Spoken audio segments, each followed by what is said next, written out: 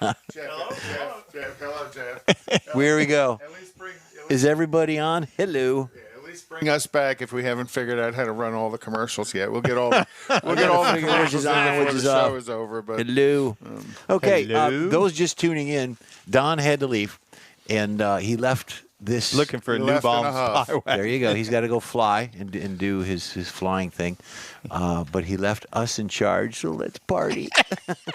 yeah, we're all going to be in trouble. Dad's going I to come know home it. and Dad's gonna put us all in timeout. got beer cans laying all over the studio.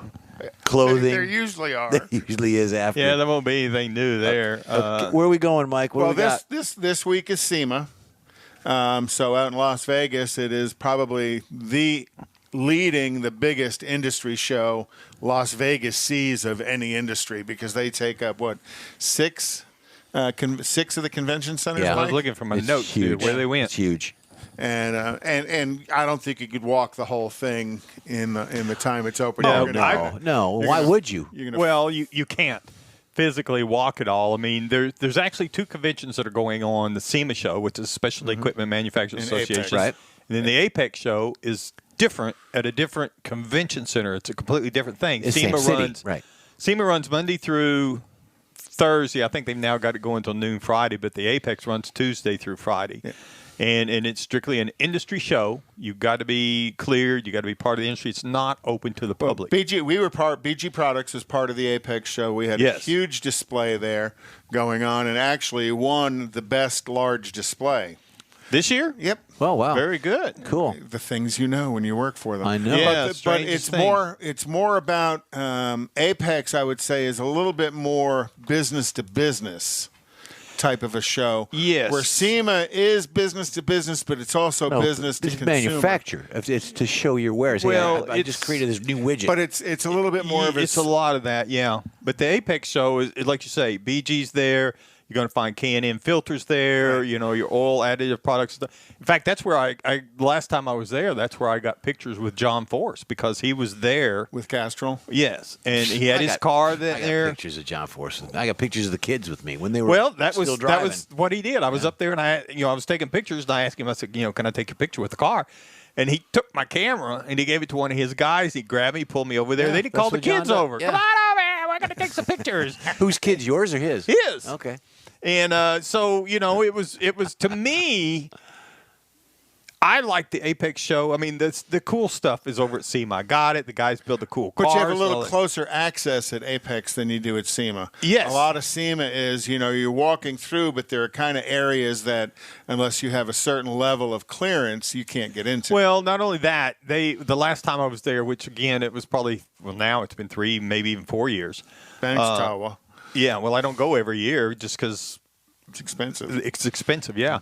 Anyway, so they had started doing their a lot of the press conferences and stuff.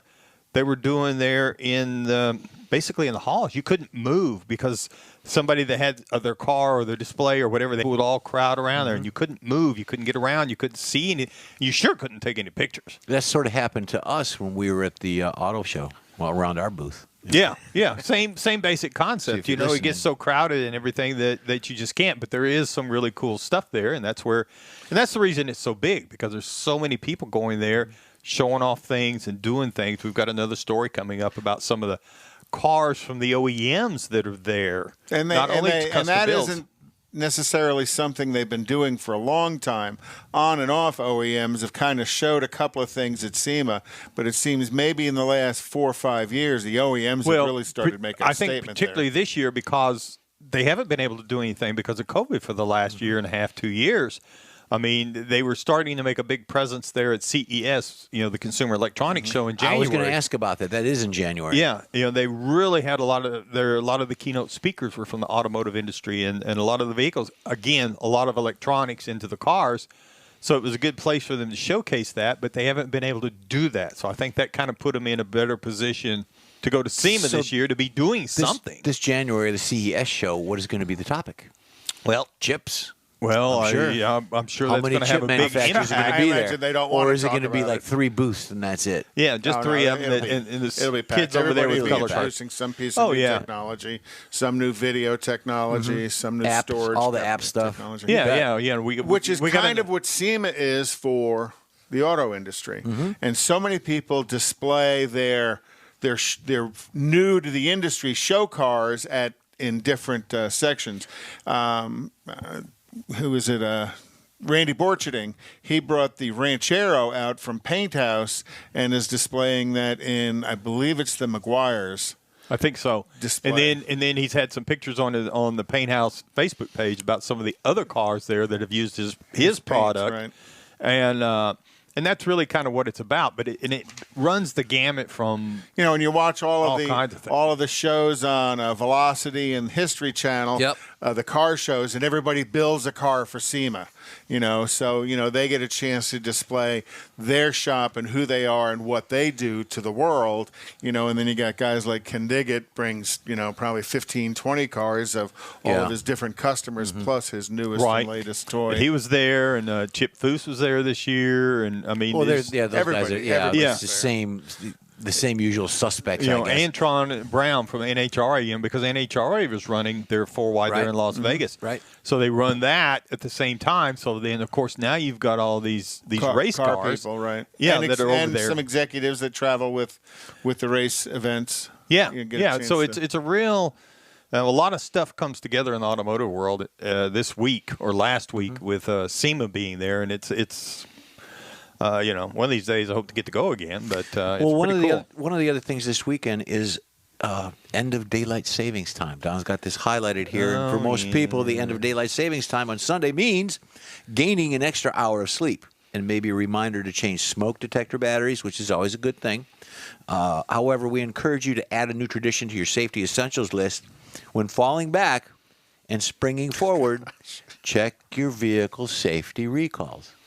Right? Oh yeah, That's right. yeah. Safercar.gov. Pull the 17 digits off of your insurance card, dial it in, and they'll tell you not only what recalls are outstanding on your vehicle, what recalls have been completed on your vehicle as well. Yep. So I've got one. I just got I got a recall on the Cadillac.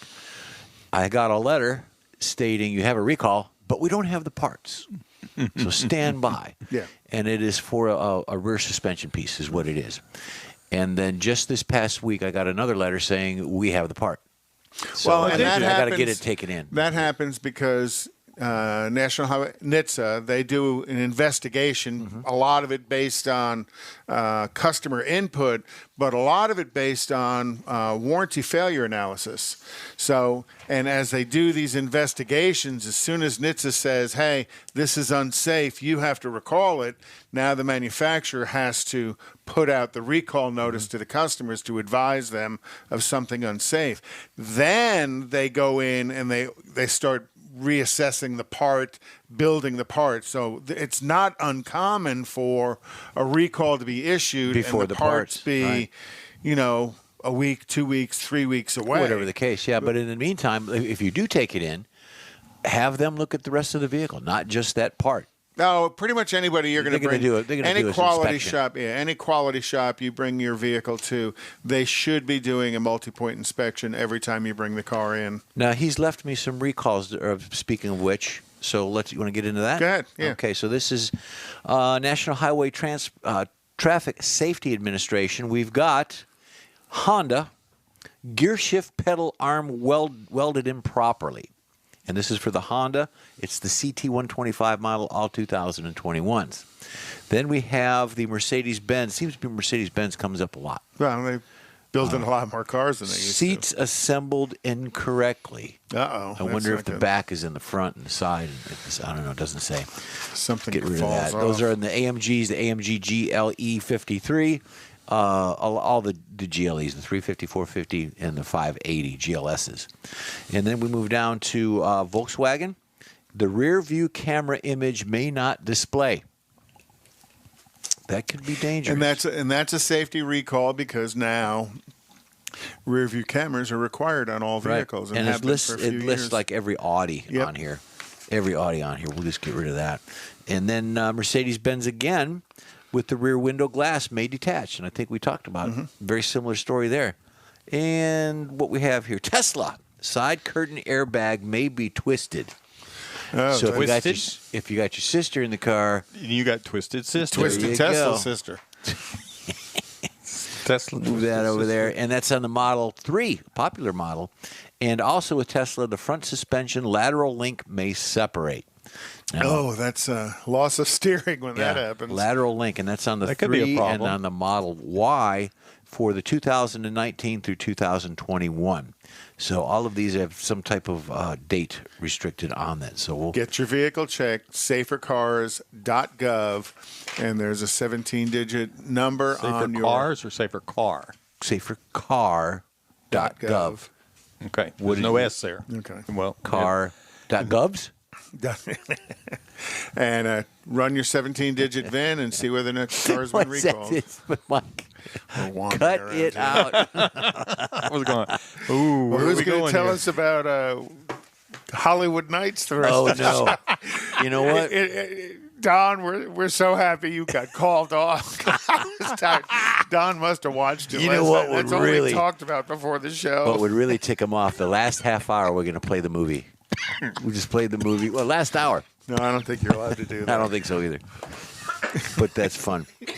Okay, where are we at, Mike? I don't have a list. He's dying over ask there. him when he's coughing.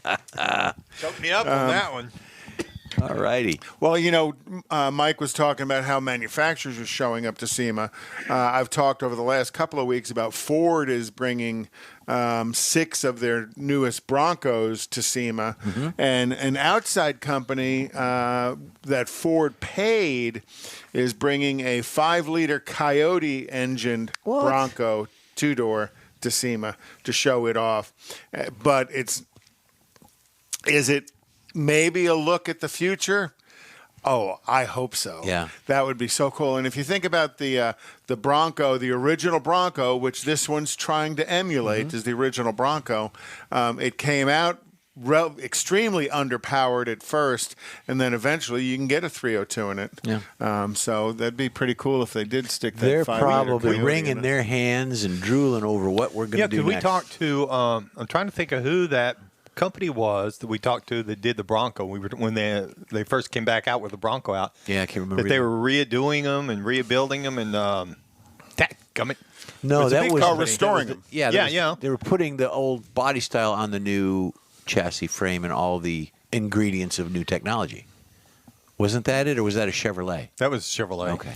No, but there's a huge market, and there's a huge market here in town If for I had my computer, Bronco I'd look it rest- up, but since I don't have my computer, Bronco because re- Conrad's got it. Bronco restoration stuff. He's watching a Well, movie. Bronco, yeah, they're very popular, and I mean particularly the older ones because they were small, they were compact, lightweight, and you could beef them up real quick and real easy. Put something under the hood. A 302 was a real good fit for a lot of them. Oh, yeah. and Well, and think of how many of them, because of the short wheelbase and how rugged they were, have done the Baja for years and Exactly. years and years. That'd be interesting. The Coyote sounds like it'd be a blast. Oh gosh! And it would turn it into a semi-sleeper of a vehicle. Well, That would yeah. be cool. Kind of like a Jeep Hellcat's a sleeper. Yeah. I mean, everybody knows what it is. yeah, the 392 Well, that you you know, can't talk over. You could take the badging off, but why would you? Yeah, Well, it'd be like putting a V series badge on Now the back you're of your talking. SRX. Now you're talking. That did happen.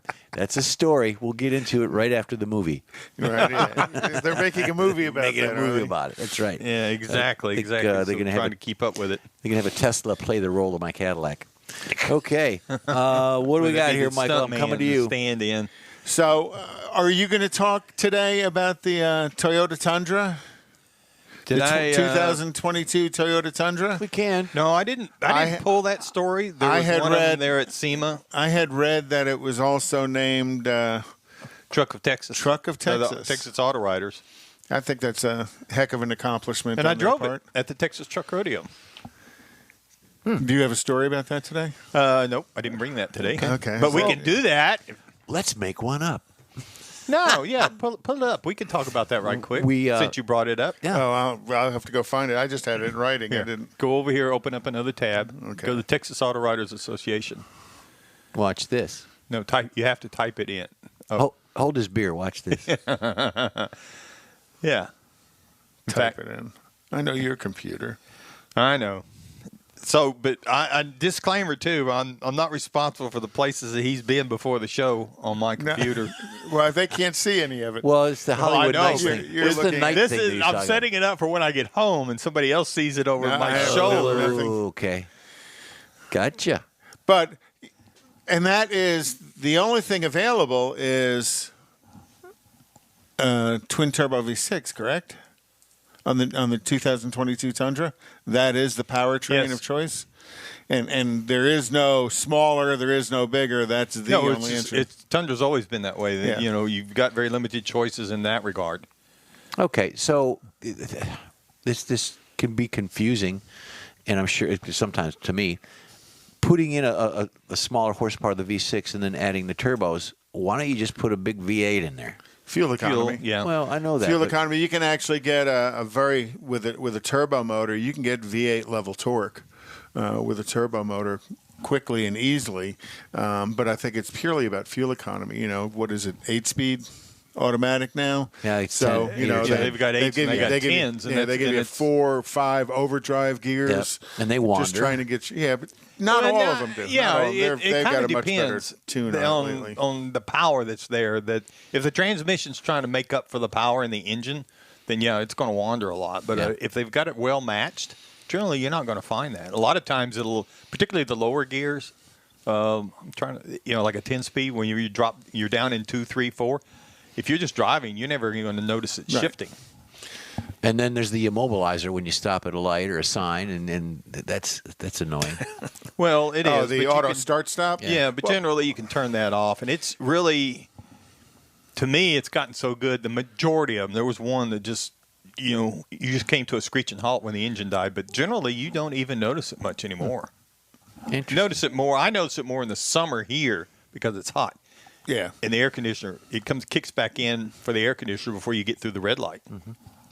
Well, but there is a return on that fuel economy with auto start stop. Yes. You know, auto start stop does deliver fuel economy benefits to the customer. Well, and even if you don't see it yourself in your own car, you got to look at it from the manufacturer's perspective. If he's got 100,000 cars out there Right. new, It has a big impact. yes, it does.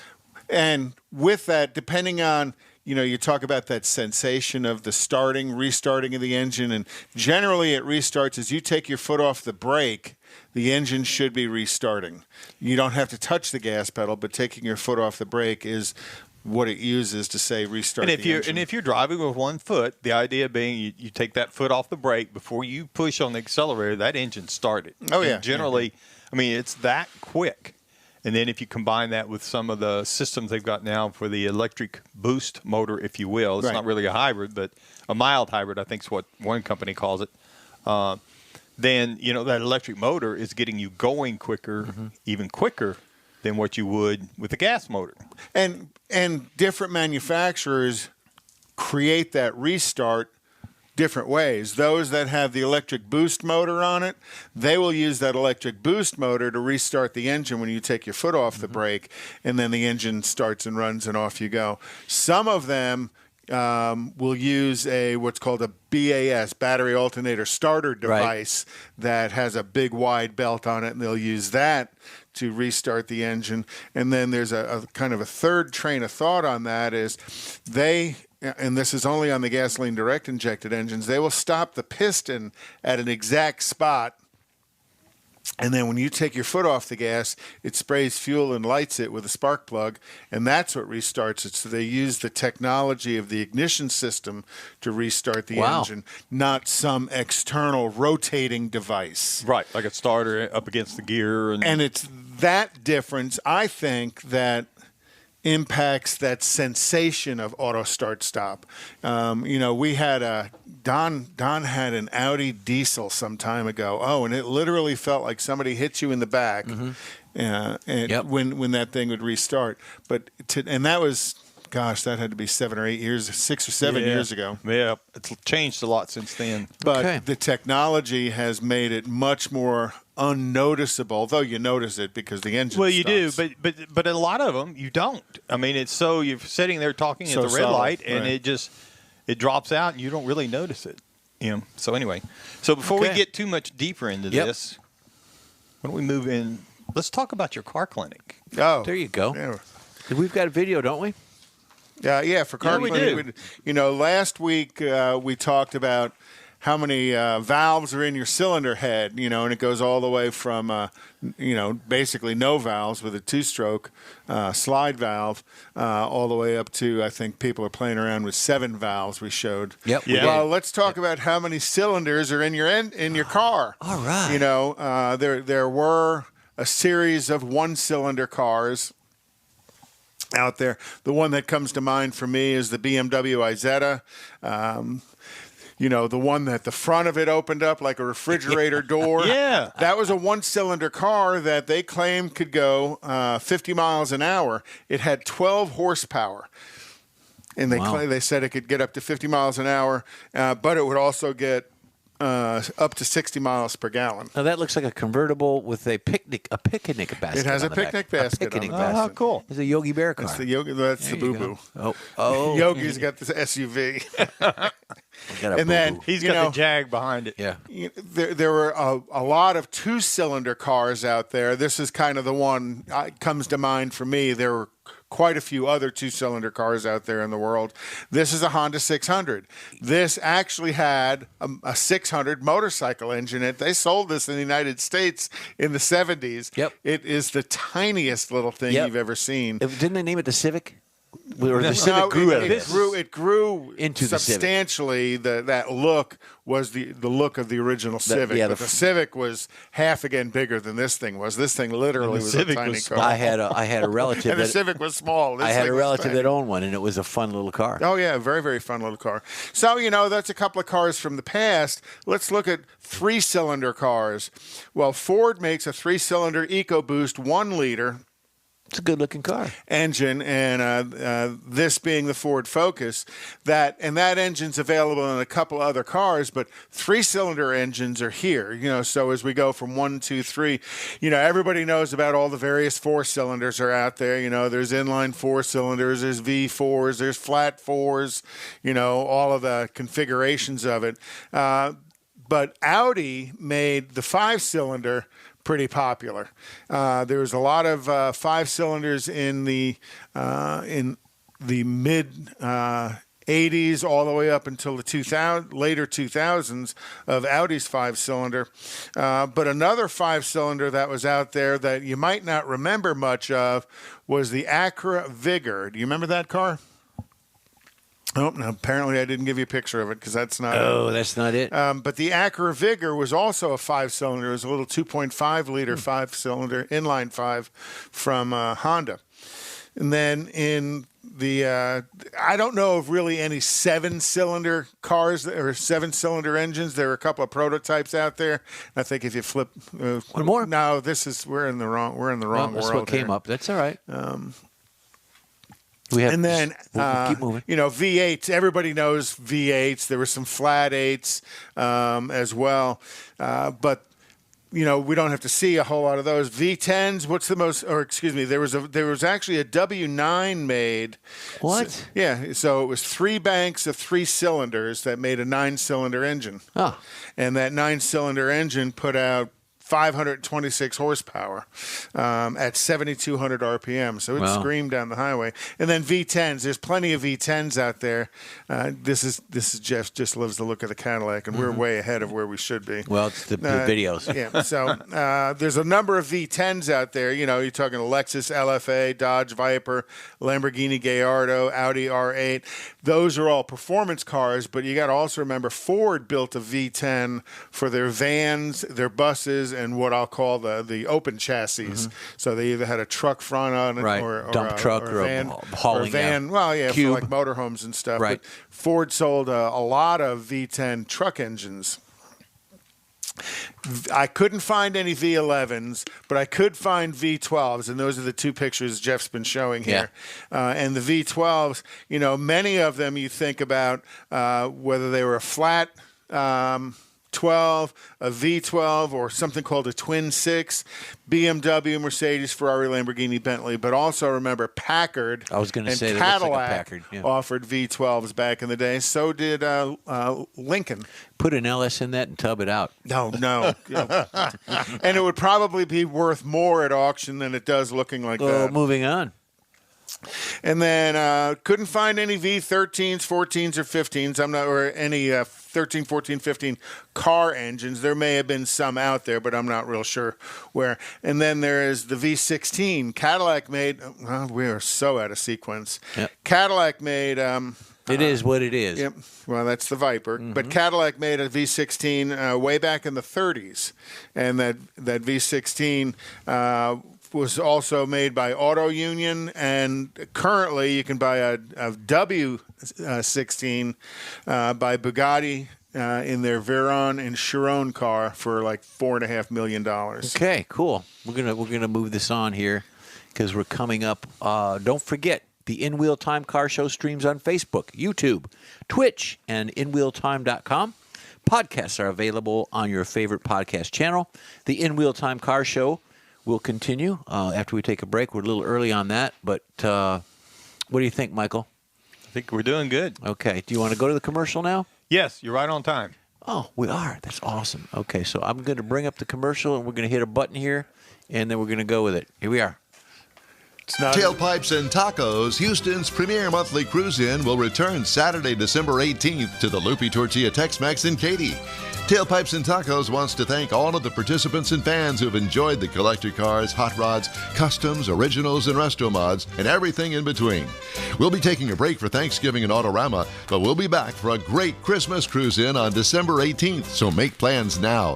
You know that Tailpipes and Tacos is the Houston area's coolest cruise-in, a place you'll see friends, family, and the finest cruise-in cars in the Houston area. It all happens at the Loopy Tortilla Tex-Mex in Katy on the Grand Parkway at Kingsland Boulevard, just south of I-10. Get your ride ready for a very special Christmas cruise-in, Loopy style. It's Tailpipes and Tacos, Saturday, December 18th. The In Wheel Time Car Talk Show will be there too. Let's celebrate the Christmas season together at the next Tailpipes and Tacos on December 18th. We'll see you then, weather permitting. Gulf Coast Auto Shield has moved to a more convenient location. Now you can visit John Gray and his staff of dedicated professionals at their new shop on the South Sam Houston Parkway between Belford and Airport in Southwest Houston. Gulf Coast Auto Shield is the best at paint correction and ceramic coatings. Clear bras and custom wraps are specialties that only Gulf Coast Auto Shield installs with award-winning accuracy, and all their services come with a warranty. Lamborghini, Aston Martin, Porsche, and Ferrari owners depend on Gulf Coast Auto Shield for their specialty services, and you should too. The In Wheel Time Corvette and Cutlass have both been massaged by Gulf Coast Auto Shield, so isn't it time your vehicle visit their new shop in Southwest Houston? Call John Gray today at 832-930-5655 or visit online at gcautoshield.com. That's gcautoshield.com. Paint, coatings, wraps, and more at gcautoshield.com.